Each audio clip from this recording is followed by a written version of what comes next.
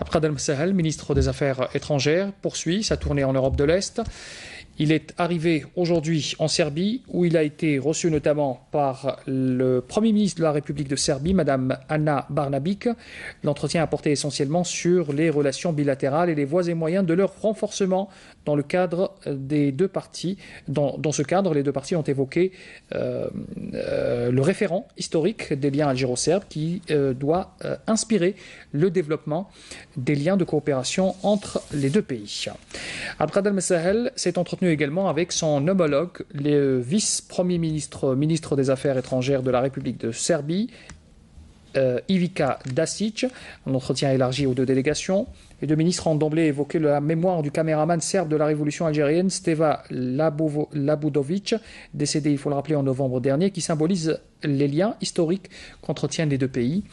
Ils ont par la suite procédé à une évaluation d'ensemble de l'état des relations bilatérales et de la coopération des deux pays dans divers domaines, en se félicitant bien sûr de la qualité des relations d'amitié et de coopération algéro-serbes.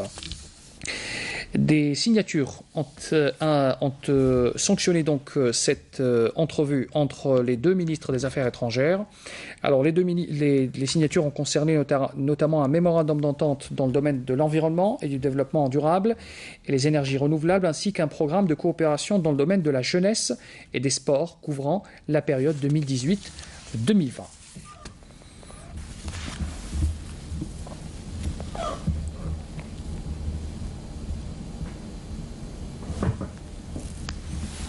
Voilà donc pour cette signature. Notez également que les deux ministres avaient animé une conférence de presse durant laquelle le ministre serbe des Affaires étrangères avait réaffirmé la position de la Serbie sur la question du Sahara occidental en soulignant que son pays n'a jamais changé sa position sur cette question.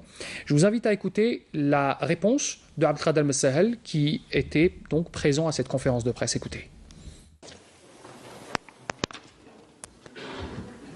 Nous avons parlé longuement de la lutte antiterroriste, de la menace qu'elle constitue pour nos pays. Nous avons parlé également de la question de la migration clandestine qui nous interpelle aussi. Nous avons parlé donc des questions liées à la déradicalisation. Nous avons parlé également des questions liées au vivre ensemble. Nous faisons toujours référence au droit international, nous faisons référence aux résolutions des Nations Unies et dans le cas du Sahara occidental, c'est une question de décolonisation. Elle est inscrite à l'ordre du jour des Nations Unies en tant que telle. Toutes les résolutions de l'Assemblée générale des Nations Unies, toutes les résolutions du Conseil de sécurité font que cette question est une question de décolonisation et que la solution réside dans l'autodétermination du peuple du Sahara occidental. Ça n'a rien à voir avec le Kosovo ou avec d'autres régions.